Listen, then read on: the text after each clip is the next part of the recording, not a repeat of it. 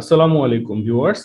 পেন্টানিক আইটির basic programming সপ্তম ক্লাসে আপনাদের স্বাগত জানাচ্ছি। আমি কাজী নিশাত আছি আপনাদের সাথে।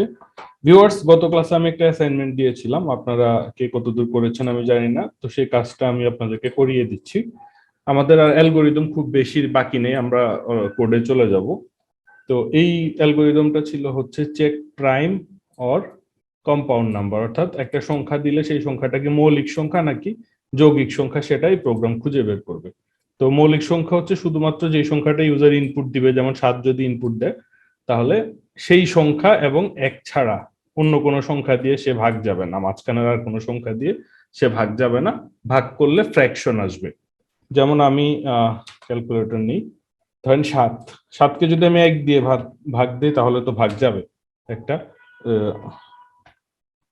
হ্যাঁ একটা পূর্ণ সংখ্যা এসেছে। অথবা 7কে আমি 7 দিয়ে ভাগ করলেও 1 আসবে, একটা পূর্ণ সংখ্যা আসবে। কিন্তু মাঝখানের সংখ্যাগুলো, যেমন আমি 7কে যদি 2 দিয়ে ভাগ করি একটা ফ্র্যাকশন আসছে, আর 7কে যদি আমি 3 দিয়ে ভাগ করি একটা ফ্র্যাকশন আসছে, 7কে 4 দিয়ে ভাগ করলে ফ্র্যাকশন আসবে, 7কে 5 দিয়ে ভাগ করলে ফ্র্যাকশন আসবে, 7কে আমি 6 দিয়ে ভাগ করলে ফ্র্যাকশন আসবে। ওকে, এখন কিন্তু এটা মৌলিক সংখ্যা বিধায় সেই সংখ্যা ছাড়া বাকি সবগুলো দিয়ে ফ্র্যাকশন আসছে। কিন্তু আমি যদি একটা যৌগিক সংখ্যা নিই, যেমন 6, 6কে 1 দিয়ে ভাগ করলে তো ফ্র্যাকশন আসবে না, এটা স্বাভাবিক। 6কে 2 দিয়ে ভাগ করলেও কিন্তু ফ্র্যাকশন আসছে না, একটা পূর্ণ সংখ্যা আসছে। ঠিক আছে, তো এই জিনিসটা আমরা একটা অ্যালগোরিদমের মাধ্যমে সমাধান করব। তো প্রথমে আমি লিখি স্টেপ 1 স্টার্ট, স্টেপ 2 ইনপুট এ, একটা ইনপুট নিলাম, এ নামের একটা ভেরিয়েবল ইউজার থেকে ইনপুট নিলাম। ইউজার যেই সংখ্যাটা ইনপুট দিবে সেই সংখ্যাটাকে আমরা চেক করব সে কি মৌলিক সংখ্যা নাকি যৌগিক সংখ্যা। ওকে, এখন এখানে একটা ব্যাপার খেয়াল করেন, ইউজারের কাছে যেহেতু আমি ইনপুটটা ছেড়ে দিয়েছি, ইউজার কিন্তু যে কোনো সংখ্যা ইনপুট দিতে পারে, 100, 500, 200, 1, অথবা 1-এর কমও ইনপুট দিতে পারে, 1ও ইনপুট দিতে পারে, 0 ইনপুট দিতে পারে, -50 ইনপুট দিতে পারে। তো আমি যদি এখানে একটা কন্ডিশন সেট করে দিই যে 1 বা 1-এর নিচে যদি ইউজার ইনপুট দেয় তাহলে সেটা কি করবে, সে অটোমেটিকলি সেটাকে সে প্রাইম নাম্বার বা মৌলিক সংখ্যা বলে দিবে। ঠিক আছে, তাহলে আমরা এখানে একটা কন্ডিশন সেট করে দিই, if A less than equal 1, yes হলে সে কি করবে, প্রিন্ট করবে কি লিখে, প্রাইম লিখে। ঠিক আছে, এন্ড গো টু এন্ড, অর্থাৎ প্রোগ্রামটা এখানেই শেষ করে দিবে আর সামনের দিকে যাবে না। আর নো হলে সে গো টু নেক্সট, অর্থাৎ এখানে আমি একটা কন্ডিশন সেট করে দিয়ে তাকে ফিল্টার করে দিলাম। ঠিক আছে, এই জিনিসগুলো আমাদের ফিউচারে অনেক বেশি কাজে লাগবে যখন আমরা বড় বড় প্রোগ্রাম করব। এটাকে বলা হয় এরর হ্যান্ডেলিং। ঠিক আছে, এরর হ্যান্ডেলিং বলা হয় এই বিষয়টাকে, যে ইউজার যেন আমার টার্গেট সংখ্যার বাইরের কোনো কিছু ইনপুট দিলে সেটাকে যেন সে হ্যান্ডেল করে নেয়। ঠিক আছে, তো আমি এখন এরপর লিখবো স্টেপ 4।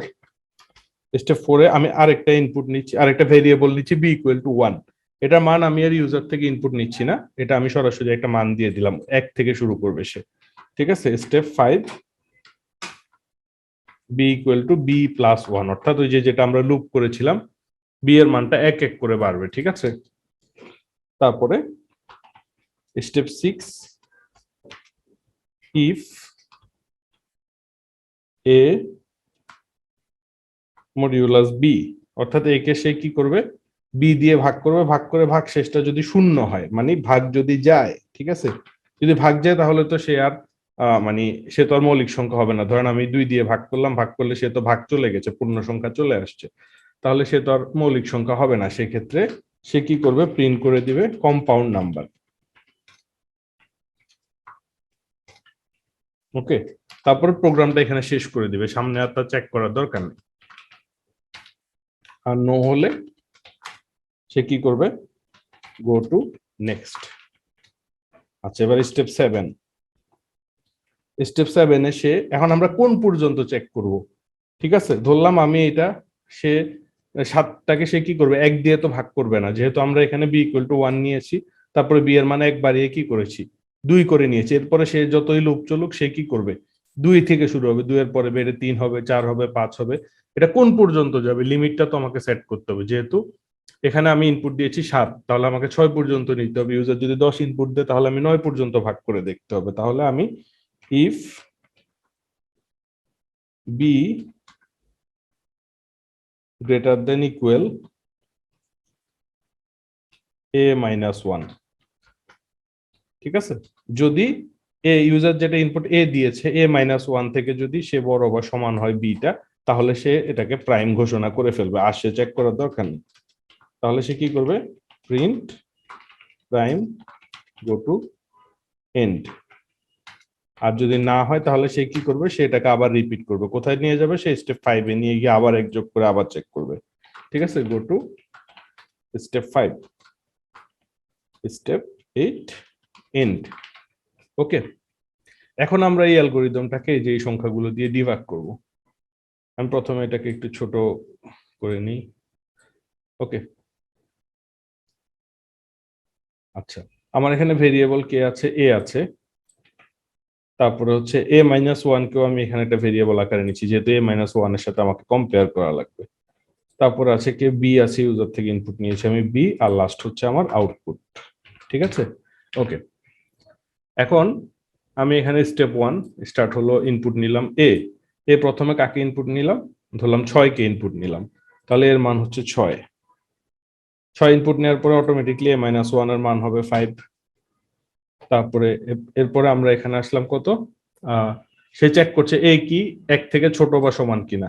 এই 6টা কি 1 থেকে ছোট বা সমান, না, না হলে সে কোথায় চলে যাচ্ছে, নেক্সটে চলে যাচ্ছে। বি এর মান নিয়েছে ইনপুট, বি এর মান নিয়েছে, অ্যাসাইন করেছে 1। এরপরের স্টেপ, স্টেপ 5 এসে B equal to B plus 1, তাহলে 1 কাটা, এখন হচ্ছে বি এর মান 2। এরপরে এই স্টেপ এসে সে চেক করছে এ কে বি দিয়ে ভাগ করলে ভাগশেষ কি শূন্য হয়, তাহলে আমার এর মান হচ্ছে 6, 6 কে আমি 2 দিয়ে ভাগ করলে কিন্তু একটা পূর্ণ সংখ্যা পাওয়া যায়, তার মানে ভাগশেষ শূন্য। ঠিক আছে, এখন 6/2 ভাগশেষ হচ্ছে কিন্তু শূন্য, যেহেতু 3 চলে আসছে পূর্ণ সংখ্যা। ইয়েস, ইয়েস হলে সে কি করবে, সে প্রিন্ট করবে হচ্ছে কম্পাউন্ড নাম্বার। কম্পাউন্ড নাম্বার মানে এটা একটা যৌগিক সংখ্যা, এটা মৌলিক সংখ্যা না। তারপরে গো টু এন্ড, সে সরাসরি প্রোগ্রামের শেষে চলে গিয়েছে, তার মানে এটা একটা যৌগিক সংখ্যা 6, এটা একটা যৌগিক সংখ্যা। ঠিক আছে, এরপরে আমরা এটাকে আরেকটা কপি করি, এবার আমরা অন্য একটা সংখ্যা ইনপুট দিয়ে কাজ করব। ওকে, আচ্ছা, এখন প্রথমে আমি এর মান ইনপুট নিলাম 7। ঠিক আছে, 7 নেওয়ার পরে আমরা তাহলে এ মাইনাস ওয়ান অটোমেটিকলি 6, মানে এই লুপটা 6 পর্যন্ত চলবে, মানে 6 দিয়ে ভাগ করে সে চেক করবে, তারপরে আর চেক করবে না। ওকে, তাহলে এখন সে প্রথমে চেক করলে এই কি 1 থেকে ছোট বা সমান না, ছোট বা সমান না, তাহলে সে কি করবে, নেক্সটে গেল, বি এর মান অ্যাসাইন করলো 1, B equal to B plus 1, তাহলে 1 কাটা, অটোমেটিকলি বি এর মান 2 চলে আসলো। তারপরে এ কে বি দিয়ে ভাগ করলে ভাগশেষ কি শূন্য হয়, মানে আমি যদি 7 কে এখন 2 দিয়ে ভাগ করি ভাগশেষ কি শূন্য হচ্ছে, চেক করি, 7/2, না 3.5 আসছে, তার মানে ভাগশেষ শূন্য হচ্ছে না, নো। নো হলে সে কি করছে, নো হলে সে সামনে চলে যাচ্ছে। সামনে চলে যাওয়ার পর এখানে চেক করছে বি কি এ মাইনাস ওয়ান থেকে ছোট বা সমান, বড় বা সমান, অর্থাৎ এই 2 কি 6 থেকে বড় বা সমান, না সমান না। না হলে সে কি করছে, স্টেপ 5 এ আবার যাচ্ছে, স্টেপ 5 এ আবার চলে গেলে সে কি করছে, B equal to B plus 1, তার মানে বি এর মান এখন হয়ে যাচ্ছে 3, 2 কাটা। ওকে, এখন সে চেক করছে এ কে বি দিয়ে ভাগ করলে কি ভাগশেষ শূন্য হচ্ছে, তাহলে 7 কে 3 দিয়ে ভাগ করলে ভাগশেষ কিন্তু শূন্য হচ্ছে না, 7/3, এই যে ফ্র্যাকশন আসছে, ভাগশেষ শূন্য হচ্ছে না। না হলে সে কি করছে, নেক্সটে চলে যাচ্ছে। এখন এই 7 কি বি কি এ মাইনাস ওয়ান এর বড়, এ মাইনাস ওয়ান থেকে বড় বা সমান, না সমান না। না হলে সে আবার স্টেপ 5 এ চলে যাচ্ছে, স্টেপ 5 এ গিয়ে আবার B equal to B plus 1, তাহলে বি এর মান এখন হচ্ছে 6। 6 হলে সে এটাকে কি করছে, সরি, বি এর মান এখন 4। 4 হলে এখন সে কি করছে, 4, 7 কে 4 দিয়ে ভাগ করলে ভাগশেষ কি শূন্য হয়, হয় না, 7/4, 1.75 শূন্য হয় না। না হলে সে কোথায় যাচ্ছে, নেক্সটে চলে যাচ্ছে। নেক্সটে চলে যাওয়ার পরে সে দেখছে কি 7 কি 6 থেকে, এই 4 কি 6 থেকে বড় বা সমান হচ্ছে বি এর মান, না হচ্ছে না। না হলে সে স্টেপ 5 এ আবার চলে যাবে, B equal to B plus 1, তাহলে বি এর মান এখন হচ্ছে 5, এটা কাটা। ওকে, 5 হয়ে যাওয়ার পরে এখন সে আবার চেক করবে এই 7 কে 5 দিয়ে ভাগ করলে ভাগশেষ কি শূন্য হচ্ছে কিনা। না, হচ্ছে না, 1.4। ঠিক আছে, তাহলে সে কি করছে, সে চেক করছে, পরবর্তী নেক্সটে চলে যাচ্ছে, নেক্সটে গিয়ে সে চেক করছে B equal to a-1, B greater than equal a-1, তাহলে সেই 5 কি 6 থেকে বড় বা সমান না, সমান না, তাহলে স্টেপ 5-এ আবার যাচ্ছে, আবার যাওয়ার পরে বি ইকুয়াল টু b+1। ঠিক আছে, তো এখানে যাওয়ার পরে আবার তাহলে 5 কাটা 5 কাটা 6। ঠিক আছে, 6-এর পরে এখন সে চেক করছে এই যে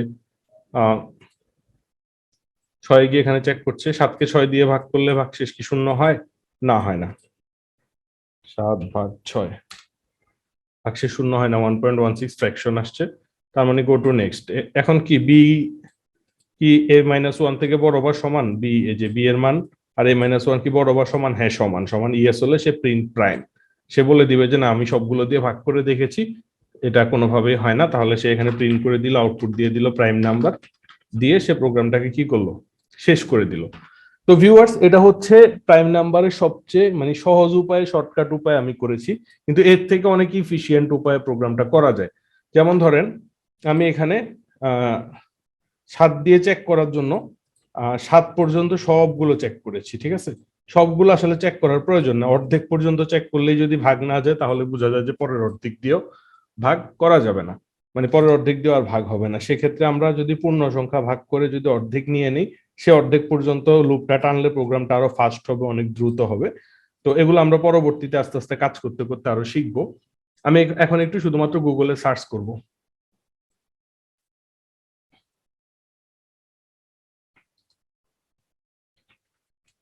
প্রাইম নাম্বার অ্যালগোরিদম।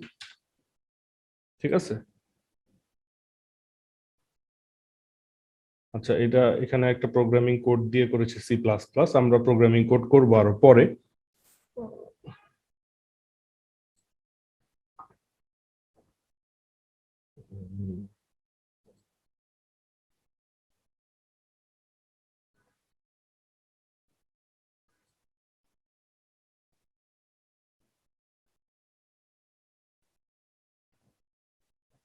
আচ্ছা, এই যে এখানে দেখেন ভিউয়ার্স, এখানে একটা ফ্লো চার্ট দিয়ে দিয়েছে প্রাইম নাম্বার দিয়ে। সে যে প্রথমে একটা সংখ্যা নিচ্ছে, নেওয়ার পরে সে চেক করছে যে এটা কি 1 থেকে ছোট বা সমান কিনা। ইয়েস হলে সে সরাসরি এটাকে নট প্রাইম বলে দিচ্ছে। তারপরে এই যে এখানে এরপরে না হলে সে চেক করছে 2 দিয়ে ভাগ করছে। ঠিক আছে, 2 দিয়ে ভাগ করার পরে সে এটাকে চেক করছে, চেক করার পরে সে কি করছে, আই এর মান এক এক এক করে বাড়াচ্ছে। ঠিক আছে, এই যে +1 এক এক করে বাড়ানোর পরে সে আবার এখানে নিয়ে আসছে। ঠিক আছে, এটা লুপ চালাচ্ছে, লুপ চালানোর পরে যখন কমপ্লিট হচ্ছে তখন সে এখানে ডিসিশন দিচ্ছে। হ্যাঁ, এখানে আমি ওদের অ্যালগোরিদমটা দেখি। স্টেপ 1 স্টার্ট, স্টেপ 2 সে একটা ভেরিয়েবল নিয়েছে ফ্ল্যাগ নামে, এটার ভিতরে 1 রেখেছে, তারপরে যে ইকুয়াল টু 2 নিয়েছে, এরপরে সে ইউজার থেকে নাম্বার একটা রিড করেছে। ঠিক আছে, যেটা আমরা ওই যে বলি ইনপুট। তারপরে সে কি করছে, এই যে নাম, এটা হচ্ছে ইউজার থেকে নিয়েছে। তো এই নামের মান যদি 1 থেকে ছোট বা সমান হয় তাহলে সে কি করবে, is not a prime number. তাহলে আমরা আমাদের এটা একটু কারেকশন করে নিতে পারি, যেটা হচ্ছে 1 থেকে ছোট বা সমান হলে এটা আহ এটা আসলে কম্পাউন্ড নাম্বারও বলা যায় না, এটা আমি নট প্রাইম বলে দিই। ঠিক আছে, তো এরপরে হচ্ছে রিপিট দ্য স্টেপ আনটিল, যে অর্থাৎ এই যে n কে 2 দিয়ে ভাগ করলে সে যে সংখ্যাটা হয় +1 পর্যন্ত, সে যে এই স্টেপটাকে রিপিট করবে। এখানে সে স্টেপ 5 এর পরে 5.1 নিয়েছে, 5.2 নিয়েছে। এখানে বলছে ইফ রিমাইন্ডার, রিমাইন্ডার মানে ভাগশেষ, if reminder of number divide J equal to 0, set flag equal to 0, তারপরে গো টু স্টেপ 6। ঠিক আছে, এখানে দেখেন, আর 5.2 তে হচ্ছে যে ইকুয়াল টু জে +1। আর মানে অর্থাৎ এটা যদি সত্যি হয় তাহলে সে আর 5.2টা টাচ করবে না, সরাসরি কোথায় চলে যাবে, স্টেপ 6-এ চলে যাবে। আর যদি না হয়, সত্যি যদি না হয় এই কন্ডিশনটা, তাহলে সে কি করবে, আবার 1 বাড়িয়ে দিবে, আবার 1 বাড়িয়ে দিয়ে আবার চেক করবে। ঠিক আছে, এখানে বলছে ফ্ল্যাগ যদি 0 হয়, এখানে সত্যি হলে তো ফ্ল্যাগটা 0 সেট হয়ে যায়, তো ফ্ল্যাগ 0 হলে সে কি করবে, প্রাইম নাম্বার নট প্রাইম হিসাবে প্রিন্ট করে দিবে। আর যদি না হয় তাহলে সে কি করবে, প্রাইম হিসাবে প্রিন্ট করবে। ঠিক আছে, এটা আসলে অ্যালগোরিদমটা এক একজন এক এক ভাবে করে, আমি গুগলে সার্চ দিয়ে আপনাদেরকে দেখানোর উদ্দেশ্য হচ্ছে অন্যরা কিভাবে করে। ঠিক আছে, তো আমাদের এই প্রাইম নাম্বারের পরে আমরা আরো কিছু অ্যালগোরিদম করতে পারি। যেমন 1 থেকে, আমি ধরেন 7 ইনপুট দিলাম, 1 থেকে 7-এর মাঝখানে কোন কোন সংখ্যাটা প্রাইম নাম্বার, এগুলো সে প্রিন্ট করবে। ধরেন এখানে সে 2 প্রিন্ট করবে, 3 প্রিন্ট করবে, তারপর 4 আর প্রিন্ট করতে পারবে না কারণ 4 প্রাইম না, আবার 5 প্রিন্ট করবে, আবার 6 প্রিন্ট করতে পারবে না, আবার 7 প্রিন্ট করবে। তো এই যে প্রাইম নাম্বার গুলো প্রিন্ট করা, ঠিক আছে? তো ভিউয়ার্স, আজকে এতটুকুই। দেখা হবে পরবর্তী ক্লাসে। Thank you everybody, thank you so much, আসসালামু আলাইকুম।